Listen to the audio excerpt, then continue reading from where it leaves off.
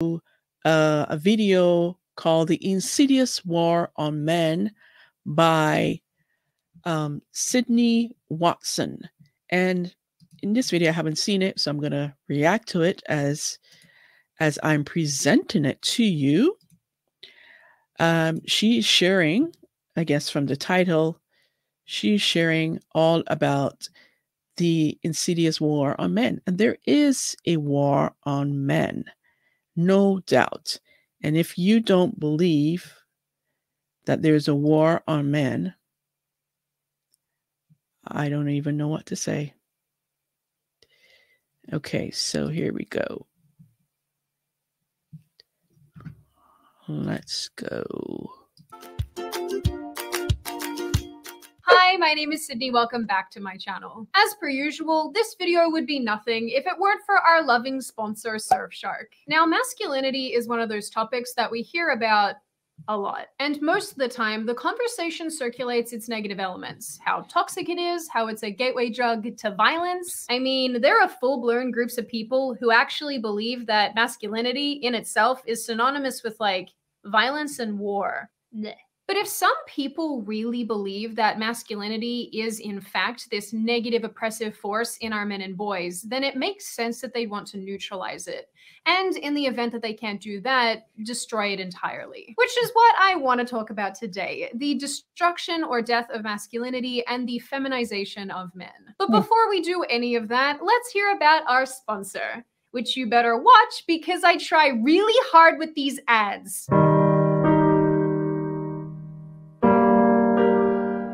What is this? Oh my god, this isn't your new Surfshark ad, is it? As it turns out, you were right. People don't want sex. Surprisingly, the photo went viral, especially after conservative commentator Candace Owens commented on it. She suggested that society cannot survive without strong men, that the steady feminization of men is not a coincidence, but rather an attack, saying that we need to bring back manly men. Now, of course, this sentiment was not shared universally, with many people on the other side of things arguing that dresses don't mark femininity, that men can wear whatever they like, and people shouldn't worry themselves with the things that don't affect them. Ironic, considering how radical leftists just love telling everybody else what to do. Have you guys met you? Seriously. A short time later, Styles posted yet another photo wearing whatever the hell this is, with the caption, "Bring back manly men." Now, if you're anything like me, then you patently don't care about Harry Styles or literally any other celebrity and what they choose to wear. Seriously. Until these people pay my taxes, I'm genuinely not interested in what they do. But if nothing else, this topic has actually raised some valid concerns about the state of men in 2020 and the overall feminization of traditional masculinity. Depending on who you ask, the feminization of men is either harmful, weakening our society, or suppressing innate biological tendencies. Or it's successfully uncovering and rooting out toxic traits in men and manhood. It's either a significant negative problem or a welcome byproduct of blurring gender roles and stereotypes, such in the case of Harry Styles. Or Gucci's attempt at releasing a tartan dress with a satin bow for men in the hopes of disrupting the toxic stereotypes that mold masculine gender identity. Well, they're certainly disrupting something. This is the face of, apparently you can pay me enough to wear this. But there really are people out there who believe that it is necessary to wear skirts and heels in order to challenge gender norms. And this is just one cosmetic example of the push to change these traits in men. So when we talk about this, it entirely depends upon which side of the fence you stand. Do you want a society where the lines of gender are blurred, where there is no clear distinction between men and women socially, emotionally, developmentally, and externally? Or do you want a society where men and women have clearly defined roles, determined by their innate immutable characteristics as two separate sexes? Yes. And of course, with a little added nuance to suit the date and time period. Well, I certainly... Yes, we need to have defined roles. Go back to define, sexes, male and female, man and woman. Like this garbage is just ridiculous. I don't know. It's just awful. I know where I stand. It's the second option, in case that wasn't clear, because I don't want this. Nope. No, thank you. Nope. I'll be fine. The feminization of men, at least in my opinion, has been in progress for several decades. If it helps, think about it as like He-Man versus like this. In 1976, a sociologist called Robert Bannon wrote a book called The 49% Majority, where he detailed the blueprint of manhood, describing core tenets of masculinity at the time. These included things like not showing weakness or acting feminine, striving for financial success and social status, projecting an aura of confidence and self-reliance, being the strong silent type, and striving to be tough, adventurous, and live life on the edge. By 2020 standards, it's very clear that many of these traits would simply not be valued in the same way that they used to be. Nowadays, several of these things would be considered toxic masculinity, especially anything and everything relating to suppressing emotion or not wanting to act feminine, which, like, I guess leftists want men to do for some reason. I just want you to cut me down a tree and build me a house. This isn't hard. Some research actually confirms this, telling us that young men themselves value intellectual strength over physical strength. They value openness and altruism more than they value autonomy. Although, if you ask me, I'd argue that men have always valued altruism. Just ask the men on the Titanic as they gurgled to the bottom of the ocean. One article I read suggested that this change to masculinity isn't necessarily a bad thing. It doesn't signal the death of the cowboy, but rather the death of the gunslinger. The cowboy just got more sophisticated to fit in with our shifting world of office jobs and nerds. This idea might even help explain the decline in physical dominance in men, such as dropping testosterone levels and overall physical strength, which has been documented in a few studies relating to endurance and grip strength. One study, for example, basically concluded that the average college male has no more hand strength than a 30-year-old mom. In saying that, we know there's at least one thing you guys are good at gripping. My hand. When you take me on a nice date. Get your heads out of the gutter. Now, I'm not saying for a second that men have to abide by and fit into this 1970s version of masculinity, but society overall appears much more comfortable with the softer emotional man than the cut me down a tree and build me a fortress kind of man. The problem arises when men do actually have these traditional characteristics. They are increasingly unable to express them or act them out, lest they be labeled toxic or fragile and cast to the back of the proverbial gender bus. In early 2019, the American Psychological Association issued its first ever guidelines for practice with men and boys. Its primary message claimed that traditional masculinity, such as stoicism, competitiveness, dominance, and aggression, is, on the whole, harmful. And honestly, these characteristics are now genuinely viewed as toxic masculinity across the board. And this is viewed as the path to violence and sexual harassment. And traditional masculinity is the gateway to get there. With this intense scrutiny on men all the time, even for innocuous behavior, it's really no wonder that men would want to separate and distance themselves from traditional manhood. The feminist movement has, without question, had an enormous hand in this. Yeah. Over the last several decades, the purpose of women has been expanded dramatically. Rather than raising children predominantly, women can effectively do anything a man can do, except create sperm, but I'm sure that science is working on that one. Feminism even the playing field in almost all areas. Women can have sex like men, earn money like men, dress like men, and despite what feminist literature might tell you about equality, women have never been more equal. The problem is that nobody has really attempted to expand the purpose of men and uplift them in the same way. And why would they? What allegedly started off as a movement for equality, which it isn't, instead has become laser focused on the patriarchy and eliminating inherent flaws in our male-orientated society and its effect on women. Even the push to break down traits of traditional masculinity, such as independence, dominance, and suppression of emotion, has never really been about helping men themselves, but rather helping men help women, as aptly demonstrated by the UN and its tweet on International Men's Day this year.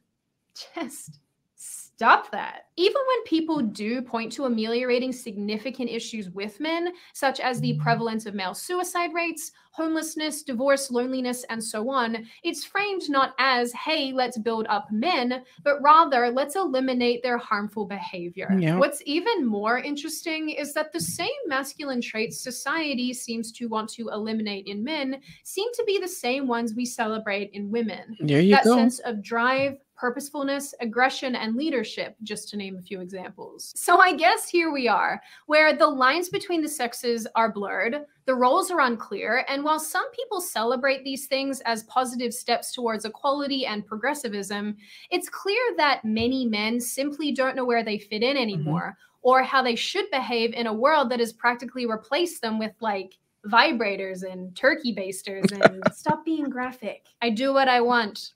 You're not the boss of me. But maybe it's shaming men and denying them their masculinity that's leading to negative behavior. In 2005, Rob Willer, a sociology doctoral candidate at Cornell University, presented findings that men act more masculine when their masculinity is under threat.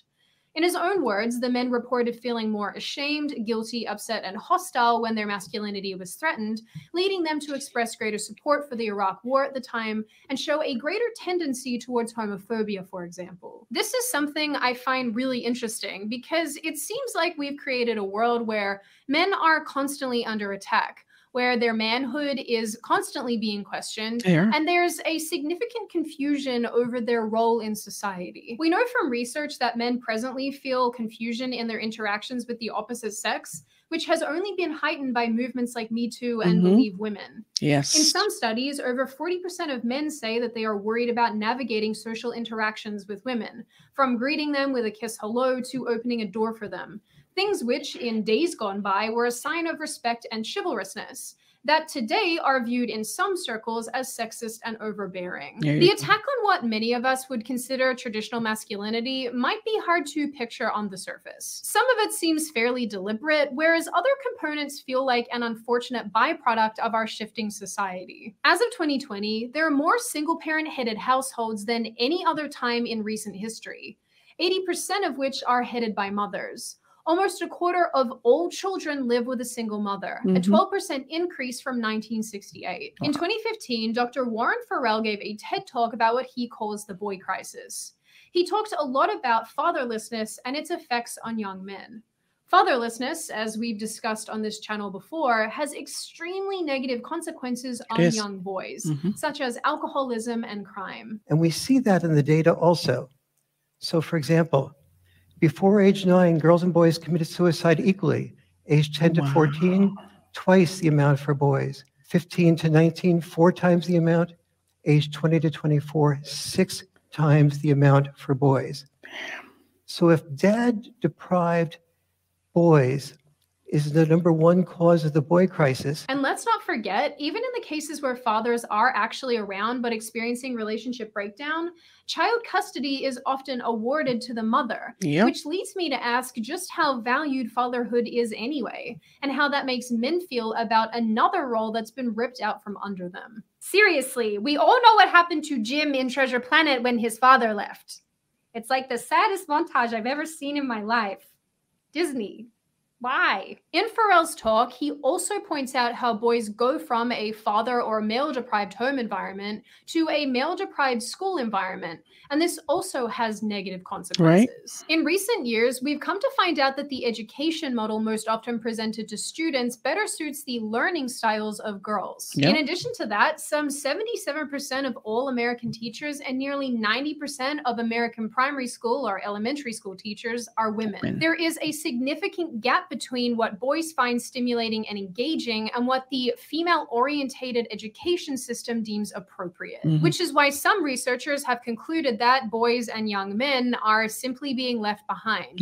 Because the feminized education system isn't built to deal with them. As Farrell explains, the United Nations did a worldwide study and found that boys were often graded higher on a reading test when the teacher did not know that the person who took the test was a boy.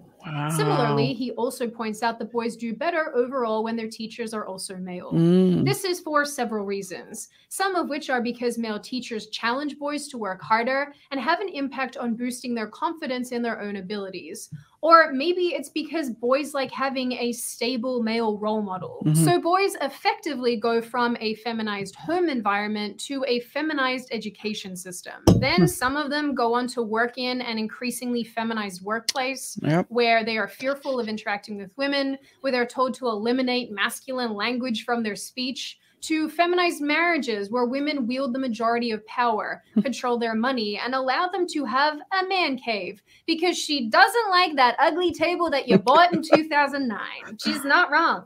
It really is gross, and you should probably throw it away. Bet there's a bunch of men out there who are laughing themselves all the way to the bank with their Pokemon cards that their wife tried to throw out that are now worth a lot of money. In saying all of this, maybe the problem is not the toxicity of masculinity or too much masculinity, but the complete lack of it. When I initially started writing this video, I looked heavily at feminizing men through humiliation and shame, through making them dress effeminately or making them feel like women, so to speak, as two primary focuses. I mean, what better way to humiliate them than literally giving everything they do a stupid flim-flam name? Manterrupt, manspread, mansplain, man cook. I made that last one up. That one doesn't exist, which I guess is fine, because neither do the rest of them. Now, while nobody is actually forcing men to wear dresses, like in the cases I've already mentioned, poor Harry Styles, it appears that the idea is becoming more mainstream. A quick Google search turns up plenty of articles about the topic, anecdotes from parents and celebrities parading around their boys. I even found a series of mothers who'd put their sons in dresses to support a television series and book about a boy discovering cross-dressing and drag. A video, mind you, that BBC One tried to hide, but I see you. I see everything. The thing is, clothes have an impact on how people feel and behave. Of course. Something that has been documented in many situations over many decades. In 2012, one pair of researchers coined the term enclothed cognition and attempted to further prove that clothes have a profound psychological and behavioral consequence for wearers. In the case of boys and men, there is a relationship between clothing, shame, and humiliation. And additionally, but probably not unsurprisingly, the management of masculinity through forcing men to wear feminine clothing is not a new idea. In the 1970s, researchers carried out what they called the Stanford Prison Experiment. During the experiment, prisoners were given a dress or smock and not allowed to wear any underclothes. The study team noted that while they realize men in prison don't actually wear dresses, real male prisoners do feel humiliated and do feel emasculated. Their goal was to produce similar effects quickly by putting men in a dress without any underclothes. Indeed, as soon as some of their prisoners were put in these uniforms, they began to walk and sit differently, to hold themselves differently, more like a woman than a man. What's interesting is that this has been documented before. In the Victorian era, sometimes young boys were forced to wear feminine clothes in an effort to fix their unwanted behavior, in a practice known as petticoating or petticoat discipline. This is not to be confused with breeching, where toddler boys for like hundreds of years wore dresses because it was easier to change their diapers and so on, but were eventually transitioned into pants and it was like celebrated because, I don't know, I guess yay pants. Petticoating, on the other hand, worked by humiliating and embarrassing the boy so much that he was careful not to engage in any kind of activity that would draw attention to himself, thus making him easier to control in public. Obviously, I'm not precisely sure how common petticoating was because, as well as being like a weird practice, it's also a fetish, because of course it is. So when I Google it, I just get to see a lot of this. Early accounts that actually reference petticoating, despite how much research and reading I did, are reasonably scant as well, making it kind of hard to determine just how common it was. And regrettably, this just isn't a hill I'm willing to die on. As of 2020, and again unsurprisingly, there are plenty of accounts of this, both as a punishment and a fetish. And a punishment that's a fetish. There are also plenty of news articles where parents or teachers made young boys wear makeup and dresses to humiliate them, and those weren't particularly difficult to find. I had to look at a lot of weird crap for you guys.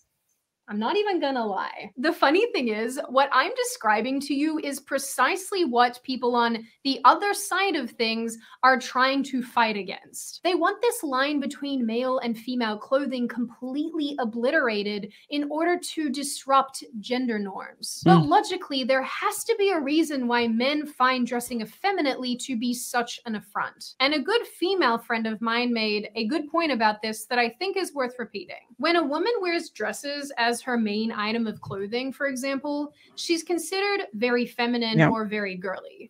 Dresses, for whatever reason, are a symbol of super femininity. Same with high heels. In fact, studies have gone on to show that wearing high heels helps people distinguish men from women when all they have to go off is a silhouette. Wearing jeans and a shirt, by my estimation, is gender-neutral clothing.